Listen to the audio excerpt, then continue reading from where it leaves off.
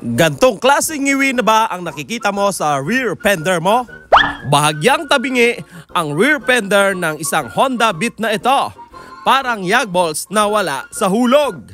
Mapapakamot ulo ka talaga dahil magtataka ka kung saan ba talaga ito nagmula. Di umano ay second hand niyang nabili ang kanyang motorsiklo.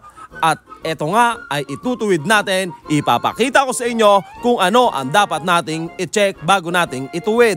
Pwede rin kasing isang dahilan kapag punit na ang bushing mo dito sa engine, pwede kasing hindi mag-align ang iyong chassis at ang iyong makina. Samantalang ang rear fender mo kasi ay nakakabit ito sa iyong chassis. Ayan, dahil wala itong punit, possible na may problema talaga ang fender mo.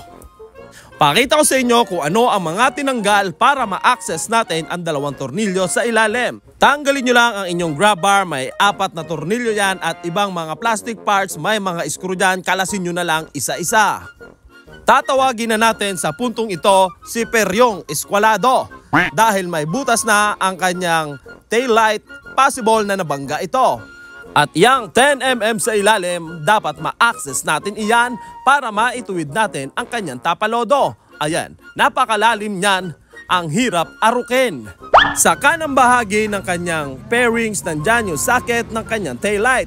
Bunutin nyo na lamang and then hatakin nyo ang plastic parts. Sa puntong ito, medyo may kalambutan na itong bunutin dahil nga siguro na-repair na ito o nabuksan na nila. May punit sa bandang kaliwa, positive, ito nga ay nabangga. Ayon sa may kanya, hindi niya daw alam na may ganito itong problema. Lalabas talaga ang evil side mo kapag natuklasan mo na hindi honest ang kadil mo. Ayan o, mukha ng demonyo. Ang unang first step na iyong gagawin ay luwagan mo ang 10mm. Kabilaan yan, left and right. Hindi mo kailangan tanggalin. Luwagan mo lamang para masentro natin mamaya.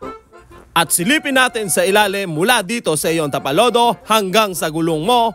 And then ipapihit mo ngayon ang 10mm sa kaliwa o sa kanan kung saan ka komportable. Ang importante na ituwid na natin ang rear fender niya doon sa gulong niya. Kailangan talaga madiretso natin to. Medyo nangingiwi na ang ating Repa Pips dahil natuklasan niya na may basag din ang kanyang taillight.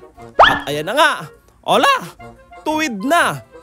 Para ma-double check natin na talagang tuwid na ang kanyang rear fender sa kanyang gulong, dapat i-zoom in natin para makita talaga natin kung talagang nagtama na ang pinaka-tip o dulo ng kanyang rear fender. Kaya nga sabi ko dyan, alright na yan! Origin Hybrid Hard Plastic Top Box ay available sa Kalikutista Laboratory sa Shopee. Nasa comment section ang link.